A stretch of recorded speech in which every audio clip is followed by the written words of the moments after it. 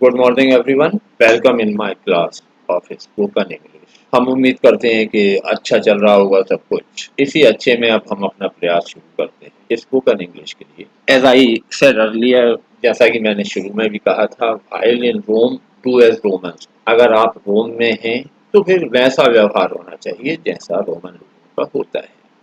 So, because we are using this platform, so we have to follow the rules of this platform. We have to follow the traditions of this platform. And here it is tradition to say in every lecture, please subscribe and share my channel. Today's problem is how to introduce yourself in English. आज की हम जिस समस्या पे बात करना चाहते हैं वो है खुद का परिचय कैसे कराया जाए। How to introduce yourself in English with ease, with confidence and with variation. खुद का परिचय कराना है तो we have to work on a very little material. जिस मटेरियल पे हमें काम करना है वो कोई बहुत बड़ा नहीं है। 10-20 बड़े बड़े इनाम होते, कुछ बताने लायक उपलब्धियां होती, तब इंट्रोड्यूस करना अलग होता है। Think about your situation. जिस परिस्थिति में अभी आप हैं विद्यार्थी के रूप में, we have not much to tell about our. हमारे पास ज्यादा नहीं, बट देयर इज समथिंग, कुछ तो है ना, एंड दैट इज सफिशिएंट, वो काफी है। हम उसी को बताएंगे जो हमारे पास है। कभी भी ये आपदा विपदा के रूप में सेंटेंस आपके ऊपर आ पड़ता है जब सामने वाला कहता है tell me about yourself, अपने बारे में बताइए। कोई भी मिलता है अलग अलग बैकग्राउंड में और हमसे फरमाइश करता है कि tell me about yourself. ये तब होता है when we are dealing with a new person, जब हमें एक नए व्यक्ति से बात करना होती है, वो हमारे बारे में जानना चाहता है। जो ही हमें क्वेश्चन मिलता है टेल मी अबाउट योरसेल्फ, हम या तो छत देखना शुरू कर देते हैं या खोपड़ी को जाना शुरू कर देते हैं, या अब चिंतन शुरू होता है, मैं जा रहा हूँ खुद के बारे में आपको बताने और अभी अभी सोचूंगा। तो फिर कोई इंट्रोड्यूस नहीं कर सकता। इंट्रोडक्शन रेडीमेड होना चाहिए, पहले से आपने उस पर ड्रिल कर रखी हो। You have to introduce yourself to various people, आपको अलग अलग लोगों से बात करना पड़ती है। You feel confident after a good start. अगर शुरुआत अच्छी हो जाए, ये जो शुरुआती 2 या 3 सेंटेंस हमने बोले, अगर ये सकुशल भूल गए तो it is a confidence booster. ये कॉन्फिडेंस बढ़ाने वाला होता है, कॉन्फिडेंस बूस्टर के रूप में होता है। जो लोग खेल से जुड़े होंगे उन्हें पता होगा, अगर ग्राउंड में उतरते ही पहला शॉट, पहला टच सही लग जाता है, उस दिन खेल अच्छा चलता है। जिस दिन पहला ही गड़बड़ हो गया, उस दिन फिर मामला बिगड़ जाता है। एक बहुत चर्चित कहावत है, first impression is the last impression. जो पहला प्रभाव पड़ता है वही वास्तव में अंतिम प्रभाव होता है। First impression is the last impression. जो पहली बार असर पड़ गया, बस वो पढ़ना है। When we are going to introduce ourselves, we have to speak 2 or 3 or 4 sentences about ourselves. हमें खुद के बारे में 2-3-4 सेंटेंस बोलना है। अब वो जो 2-3 सेंटेंस हम बोलने जा रहे हैं, अगर वे स्मूथली बोल गए, सही बोल गए, तो इम्प्रेशन अच्छा है। Otherwise don't think negative things, no otherwise we will create first impression good. एक काम वैसे तो आप लोग कर रहे होंगे, फिर भी पूछ लेता हूँ, सबके पास रजिस्टर होना चाहिए। नोट्स बना लूँ, क्योंकि मैं बहुत सारी बातें ऐसी भी बोल जाता हूँ जो मेरी इस पीपीटी में शामिल नहीं। तो there will be a register and read with you. आपके पास एक पेन और कॉपी होना चाहिए, उसमें नोट करते जरूर। And do practice with me. दूसरा, start playing with word. Variations पे काम करो। एक बार हमने एक चीज को एक तरह से बता दिया, संतुष्ट मत हो जाओ, क्योंकि वो इकलौता अंतिम एक्सप्लेनेशन नहीं था। उस चीज को व्यक्त करने के और तरीके भी होते हैं। And if you find it good, share with others. अगर कोई भी चीज अच्छी लगती है तो शेयरिंग होना चाहिए। कोई यूज आपने सीखा, share with others. So let's start our today's journey. Can you tell us about yourself? क्या आप हमें अपने बारे में बता सकते हैं? I am plus your name. One way of explaining is I am plus your name. या contracted form में am plus your name. I am और am दोनों एक ही चीजें हैं। I am की contracted form है, ये I कॉमा एम जैसा मैंने लिख रखा है, ऐसे नहीं होती। ये गले की एक सहजता है। जब आप एक सेंटेंस को लगातार यूज करेंगे तो वो कॉन्ट्रैक्ट होना शुरू होगा। आई के बाद अगर अकेला माँ बोलने की कोशिश की तो मामला बिगड़ जाएगा। वो एक नेचुरल रिदम है। जब आई एम को आप 100, 200, 300 बार बोल लेंगे तो वो आई और एम पड़ोस में आना शुरू होंगे और एक तरह का आम जैसा कुछ बने। अब वो आई एम को लगातार जब रिपीट करोगे then you will find the sound is contracted, तब वो सुधरती है। तो मन में इस सेंटेंस को अभी तैयार कर लीजिए। I am, another way is my name is, इसके बाद आपका नाम। अब इज को भी पड़ोस में लाओ, name is, name is, name is की माला जपना शुरू करो तो नेम्स हो जाएगा। प्रैक्टिस करोगे आएगा। एकदम चमत्कार नहीं होंगे कि आपने पहली बार सुना और सुनते ही बोल दिया। It is not possible. Name is, my name is और अपना नाम, फिर इस सेंटेंस को रिपीट करो, घड़ी पे नजर रखो। अगर पहली बार आपने इसे 4 सेकंड में बोला है तो अब खुद से कहो कि 3 सेकंड में बोले। जब 3 सेकंड में बोलने की कोशिश करोगे तो स्पीड बढ़ेगी थोड़ी सी। 3 में बोल जाए फिर कहो कि 2 में बोलना है। जब ऐसे पास में लाओगे तो वो नेम इज के बीच का गैप कम होगा, आई इधर जाके लग जाएगी, ई के बगल में छोटी ई की मात्रा और आ जाएगी और ये सा एस वाली साउंड बच जाएगा। तो use any pattern out of this two, इन दो में से कोई भी एक अपना लेते हैं, बहुत लोकप्रिय है। दिस इज के बाद भी खुद का नाम ले सकते हैं, माई सेल्फ कह सकते हैं, और भी कई वेरिएशन हैं। एक एक पे मास्टरी हासिल करो। पहले आई एम के पीछे पड़ जाओ, 10-20 लोगों को आई एम से खुद को इंट्रोड्यूस करो। जब लगने लगे कि तुम आई एम वाला सेंटेंस बहुत फ्रीली बोल पा रहे हो, बिना सोचे बिना तनाव के बोल पा रहे हो, उसे रख दो। वो एक रेडीमेड पैटर्न है। फिर बोलो माय नेम इज। अब वो माय नेम इज को जब 10-20 लोगों को बता दोगे तो वो माय नेम इज वाला सेंटेंस याद हो गया। अब इस बात को ध्यान से सुनो। If you have a nickname और ए पॉपुलर नेम, अगर आपका कोई उपनाम है या कोई लोकप्रिय नाम है, होता है कई लोगों के नाम बड़े लंबे लंबे होते हैं। अब उस उतने लंबे नाम को सामने वाला बोल पाए तो एक हम निकनेम बना लेते हैं, छोटा नाम होता है। अगर आपका है तो my friends all call me and that, मेरे सारे मित्र मुझे इस नाम से बुलाते हैं। My friends all call me, all की पोजीशन याद रखना। My all friends call me गलत है, my friends all call me और फिर नेम। जैसे my name is Kaluram for example, but my friends all call me Kallu. बहुत होता है इस नाम के जितने लोग हैं सबका लोकप्रिय नाम निकनेम यही होता है। You may use another. अपने आसपास देखो, इस पर थोड़ी सी मेहनत करना पड़ेगी। माई name is this but my friends all call me this. अगर है तो इसे इंसर्ट करना है। अगर आपका कोई निकनेम नहीं है, जिस नाम से हो वही अच्छा है तो फिर बहुत अच्छा है। वैसे सबका होता है, कोशिश करना है इस पर ड्रिल करना। Another formal way to express is my name is, जो भी नाम है, but it is hard for some people to say, so you can call me. इस पैटर्न को याद करने की कोशिश करो। माई नेम इज दिस, जो भी मेरा नाम है वो ये है। अब मान लो मेरा नाम थोड़ा सा ऐसा है जिसमें वो सा, शा, जा, सा इस तरह की जो साउंड होती है ना, मान लो वो नहीं बोल पा रहा कोई, तो my name is this but it is hard for some people to say you can call me, तो आप कह सकते हैं और फिर जो भी अपना निकनेम है वो बताएंगे। तो खुद के बारे में पहले 2 सेंटेंस बताने के बाद इनमें से कोई भी एक सेंटेंस आप ले लें, ठीक रहेगा। फिर ये बताना है कि हम हैं कहाँ। आई एम फ्रॉम गुना, तो मैं गुना से हूँ। सिचुएशन पे निर्भर है। अभी हम गुना में हैं तो आसपास वाले कोई बताएंगे तो आई एम फ्रॉम गुना। ईश्वर ने मौका दिया विदेश जाने का तो फिर बताएंगे आई एम फ्रॉम इंडिया। जहाँ आप अभी हैं, अगर यहाँ के रहने वाले नहीं तो फिर खुद के बारे में बताया जाता है। आई केम फ्रॉम, सिटी का नाम, आई केम फ्रॉम पगारा, म्याना, बजरंगगढ़, रावगढ़, जहाँ से भी हम आ रहे हैं। थोड़ी दूर चले जाओ, शिवपुरी, ब्यावरा, भोपाल, ग्वालियर। अगर जगह बदली है तो एक तरीका ये भी होता है कि जन्म स्थान बता दें। I came from this city, I was born in, शहर का नाम। ध्यान रखना ये तब बताना है जब आप वहां नहीं रह रहे जहां आप बात कर। अगर पालन पोषण किसी दूसरे शहर में हुआ है तो I was grown up in Aron, Raogarh में आना जहाँ भी पालन पोषण हुआ।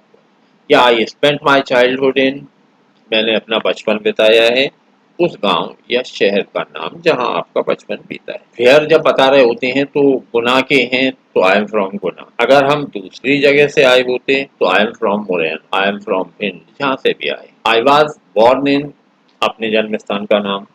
या I was Guru up in Agra, Mathura, UP, जहाँ भी आपका पालन पोषण हुआ है। आई स्पेंट माई चाइल्डहुड इन, मैंने अपना बचपन बिताया। अब be true in all these information, इनमें से किसी एक दो का उपयोग करना है लेकिन सच्चे रहना है। देखो फायदा ये होता है when you are true to the facts, जब आप तथ्यों के साथ सच्चे होते हैं तो you do not need to think more about them, तब आपको उनके बारे में ज्यादा नहीं सोचना पड़ता है क्योंकि फैक्ट है, फैक्ट तो हमेशा एक सा रहता है। अंतर कहाँ पड़ता है, जब हम when we mix a lie with our statement, हम अपने वाक्य में जब झूठ मिलाएंगे तब गड़बड़ होती है, भूल जाते हैं कि 3 दिन पहले क्या कहा। Be true to yourself, be true to your fact, अपने तथ्यों के प्रति बिल्कुल ईमानदार रहो, सच्चे रहो। जगह परिवर्तन हुआ है तो एक तरीका ये होता है कि फिर बताओ कब से। अगर हम गुनाह के नहीं होते तो फिर हमें ये बताना पड़ता कि हम गुनाह में कब से हैं। जैसे I have been living in Guna since 2020, तो 2020 के पहले तक हम कहीं और रहते थे, अब गुनाह में रह रहे हैं। ये अपनी एक्चुअल डेट ले लेना घर वालों से कि वे गुनाह में कब से आए हैं। I have been living in Guna since, और फिर वो डेट आ जाएगी। एग्जैक्ट नहीं बताना तो आई हैव लिव्ड इन गुनाह फॉर पास्ट 2 ईयर, पिछले 2 साल से रह रहा हूँ। पास्ट 2 की जगह गिनती अपनी अपनी कर लेना, उतने वर्षों से हम गुनाह में रहे। क्योंकि रहना अभी खत्म नहीं किया है, टेंस प्रेजेंट परफेक्ट होगा, टेंस पे हम अलग से डिस्कस करेंगे। अभी फिलहाल इसे ऐसा का ऐसे रेडीमेड मान लो। I have been living in Guna since, जो भी आपका सन है। After name and location what comes next, तो 2 सेंटेंस तो ये हो जाएंगे। फर्स्ट में आप बताओगे what is your name, and second what was your location. नाम और जगह बताने के बाद व्हाट कम्स नेक्स्ट। अब ये जो व्हाट कम्स नेक्स्ट है, it is really very important, it really depends on the context and very use, बहुत उपयोगी होता है कि अब क्या बताएं। नाम बता दिया, जगह बता दी, फिर कंटेक्स्ट मतलब संदर्भ होता है, हम जिस संदर्भ में बात कर रहे हैं। और भाषा की जो सबसे खतरनाक क्वालिटी है वो है संदर्भ के साथ अर्थ बदल जाते हैं। हमने कोई बात किस रेफरेंस में कही है, किस कंटेक्स्ट में कही है, वो उसका मीनिंग तय करती है। मान लो आप अपने नए पड़ोसी से बात कर रहे हैं, if you are introducing yourself to your new neighbour, नया पड़ोसी आया है, हम उसके पास नमस्ते करने पहुंचे और खुद को इंट्रोड्यूस किया। We will tell about our family, हम अपने परिवार के बारे में बात करेंगे, उसके परिवार के बारे में जानेंगे। अगर आप जॉब इंटरव्यू के लिए बात कर रहे हैं तो निश्चित है उस जॉब से संबंधित अनुभव आपके पास जो है, क्वालिफिकेशन जो है, उन पर बात करोगे। माने जो बातें हम फैमिली, बगल वाली फैमिली से कर सकते हैं वो हम इंटरव्यू में इंटरव्यूअर्स के साथ नहीं कर सकते। अब अगर मेरी क्लास में हो तो ना तो आपके परिवार वाले इम्पोर्टेंट हैं, चाचा का नाम ये, ताऊ का नाम ये, मामा ये, फूफा जी ये सब तब होते इम्पोर्टेंट जब अपन पड़ोस में रह रहे होते, फिर मुझे बताते। अगर मैं नौकरी दे रहा होता तो फिर बताते C++ जानते हैं, जावा जानते हैं, किस तरह के कोर्स होते हैं टेक्निकल। अभी हम क्लास में हैं तो हमें बात करना है हॉबीज पे या इंटरेस्ट पे, क्योंकि जब सामान्य बातें होती हैं तो हम बताते हैं कि हमारा टाइम पास क्या है, हम किस चीज में अपना वक्त लगाते हैं, हमारी रुचियाँ। सबके बारे में एक एक दो दो सेंटेंस देखते हैं। फैमिली के बारे में जब हमें बात करना है तो I live here with my family and we are a family of 5, हमारे परिवार में 5 लोग हैं। ये कहने का एक तरीका मैंने अभी और सिखाया था, there are 5 members in my family, मेरे परिवार में 5 लोग हैं। अब ये 5 की जगह जो संख्या है ये अपनी एग्जैक्ट वाली कर लेना, जितने लोग आपके साथ घर पे रहते हैं। या I grew up in a family of 5 in रह गया है, I grew up in a family of 5, मैं 5 लोगों के परिवार में पला बड़ा। एक कम लोकप्रिय तरीका है I have 2 brothers and 1 sister, खुद के अलावा बहन भाइयों की जो संख्या है हम गिनती में बता सकते हैं, I have 2 brothers and 1 sister. ये सही तरीका नहीं है, इसे छोड़ना है। उसके बजाय कहना है आई हैव 3 सिबलिंग्स, ये जो बहन भाई होते हैं ये कहलाते हैं सिबलिंग्स, और इनमें हम शामिल नहीं होते। आई हैव 3 सिबलिंग्स, मेरे 3 बहन भाई हैं। या आई एम 1 ऑफ 4 सिबलिंग्स, या माता पिता की 4 संतानें हैं, उनमें से मैं एक हूँ, तो मेरे अलावा 3 और हैं। ये फर्क समझ में आ रहा है? एक भी नहीं है तो I am an only child, मैं अकेला हूँ। I am an only child मैं अकेला हूँ, मतलब आई हैव नो ब्रदर और सिस्टर। इसके अलावा होते हैं जो लोग, वो कहलाते हैं एक्सटेंडेड फैमिली। इसी परिस्थितियों के अनुसार छोटा करना है, ज्यादा नहीं बताते।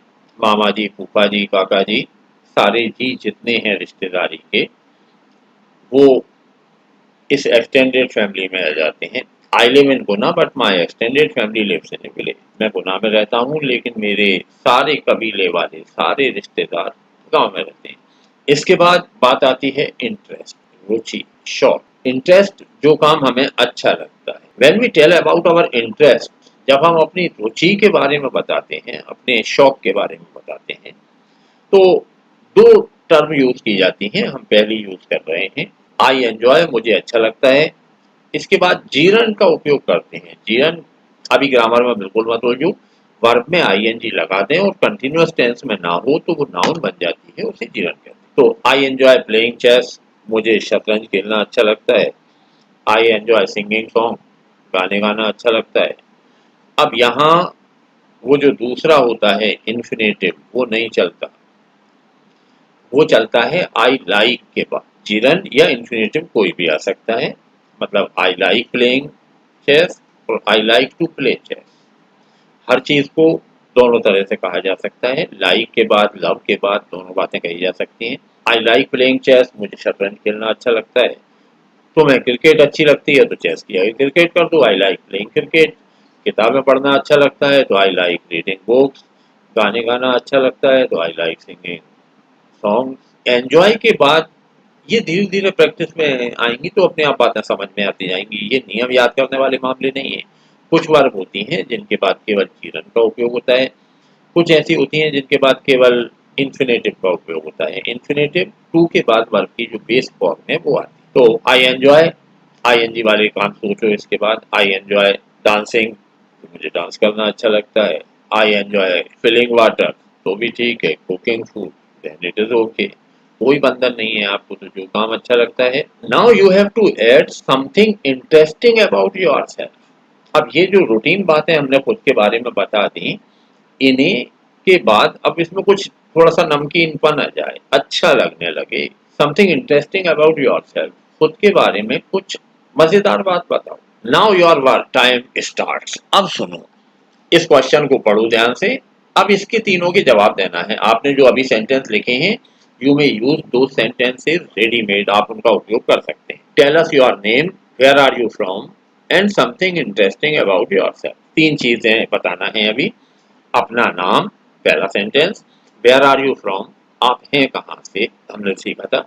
और समथिंग इंटरेस्टिंग अबाउट योरसेल्फ, आपके बारे में कोई बढ़िया सी चीज। एक रेडीमेड पैटर्न इसकी आदत डालना। One thing you may not know about me is, अगर आप मेरे बारे में एक बात नहीं जानते, ये कहना है ना, तो one thing you may not know about me is, जो बात आप मेरे बारे में नहीं जानते वो है। और फिर सीधा सीधा वो जो हमारी खास बात है, जैसे आई एम गुड सिंगर। अब मुझे पता नहीं था कि आप गुड सिंगर हैं, लेकिन one thing you may not know about me is. अब जब इस तरह के सेंटेंस बोलोगे ना, तो थोड़ी देर दच के लगेंगे।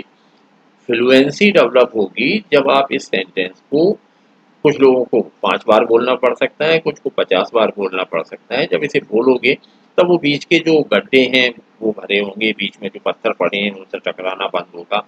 One thing you may not know about मी। अब इसमें जहां गले में खराशें आ रही हैं वहां ध्यान दो। And one thing you may not know about me is I am a good singer, I am a good teacher. Agree और नॉट? चलिए, तो एक बात जो आपको मेरे बारे में पता नहीं, या I would like to tell you one secret that nowadays I am teaching online. कोई भी चीज जो भी आपको लगता है कि आपका सुनने वाला नहीं जानता। पोजीशन के बारे में भी कुछ बोलना होता है, आई एम। अब यहाँ एक परेशानी है, इस बात पे सचेत रहना। जो लोग अंग्रेजी बोलते हैं उनके 50-70% लोग यहाँ गलत हो जाते हैं आके। आई एम, आ या एन में से एक, और फिर जॉब पोजीशन, अपना जो भी काम है। जॉब पोजीशन चूंकि सिंगुलर होती है तो आर्टिकल्स प्रकट होते हैं। ए और एन आर्टिकल हैं, ए का प्रयोग कंसोनेंट साउंड के पहले होता है, एन का प्रयोग वॉवेल के पहले करते हैं। जिन्हें दिक्कत है, जिन्हें नियम चाहिए, वो मेरी चैनल पे आर्टिकल का एक अलग से कंप्लीट वीडियो है, उसे देख लें, समझ में आ जाएगा। I am a student, I am a teacher, यहाँ तक तो मामला ठीक ठीक है। अब चूंकि कंसोनेंट ही ज्यादा होते हैं तो बोलते हैं, लेकिन अगर मैं इंजीनियर होता और फिर बोल जाता आई एम ए इंजीनियर, तो समझ लो फर्स्ट इम्प्रेशन इज लॉस्ट, वो जो इम्प्रेशन था वो खत्म हो जाता, खराब हो जाता। इंजीनियर ई से शुरू हो रहा है, ई वॉवेल है, तो आई एम एन इंजीनियर। इसके बारे में सावधान रहना, बहुत लोग बोलते हैं, गलत बोलते हैं। आर्टिकल का वीडियो आज देखो 4-5 मिनट का है। या अगर वो जॉब पोजीशन जो आपके पास है वो ऐसी है कि अगर वो जॉब पोजीशन ऐसी है जिसपे एक टाइम में एक ही आदमी रह सकता है, तो फिर ए और एन नहीं लगाते, फिर दा का प्रयोग करते हैं। जैसे आई am the captain of school hockey team, मैं स्कूल हॉकी टीम का कैप्टन हूँ। अब कैप्टन एक टीम में कितने हो सकते हैं? एक। तो I am the captain, I am a captain नहीं है। I am the principal of this school, मैं इस स्कूल का प्रिंसिपल हूँ, एक ही हो सकता है, तो एजुकेशन बाद वाले हिस्से में काम आती है, अभी तो कम ही लोगों को आएगी। जो लोग I am student of science arts commerce जो भी बताना चाहते हैं, I am student of this class, सबसे आसान होता है क्लास बता दो। I am student of science arts commerce जो भी है वो बता सकते हैं। आई हैव कंप्लीटेड, जो कंप्लीट किया है, ग्रेजुएशन कंप्लीट कर लिया है तो ग्रेजुएशन, पोस्ट ग्रेजुएशन हो गया है तो, कोई डिप्लोमा है तो, you may tell these things. Now sum up. अब इन सारे सेंटेंस को आईने के सामने बैठ के और खुद को सुनाना है। लिसन अगेन, आईने के सामने बैठ जाओ और खुद को ये सारे सेंटेंस सुनाओ, जो याद आ जाए बस वही बोलना था, जो याद नहीं आता उसे जाने दो। लिखा हुआ जरूर होना चाहिए ताकि बाद में खुद को मालूम पड़ जाए कि सेंटेंस नंबर 4 गायब हो गया था, अगली बार उसे याद रखेंगे। अब बताओ जल्दी से कैसी लगी? How was this class about how to introduce yourself? Did you enjoy it? आज की क्लास अच्छी लगी क्या? बताओ। और अगर अच्छी लगी तो फिर और लोगों को भी बताओ। जैसे बच्चों की चलने की प्रोसेस होती है, एकदम दौड़ना नहीं सीखते, धीरे धीरे चलते हैं। The same thing happens in case of language learning. अब इन सब पैटर्न पे जिन जिन पे अपन ने बात की है, इनसे एक पैराग्राफ रजिस्टर में डेवलप करो, खुद के बारे में बोलो। एक बार अगर आई एम से सेंटेंस बोल दिया तो दूसरे आदमी से आई एम से नहीं बोलेंगे, माय नेम इज बोलेंगे, तीसरे से कुछ और कहेंगे। यूज वेरिएशन, अपने आप रास्ते मिलेंगे, नई दिशा मिलेगी। Okay, thank you for joining me.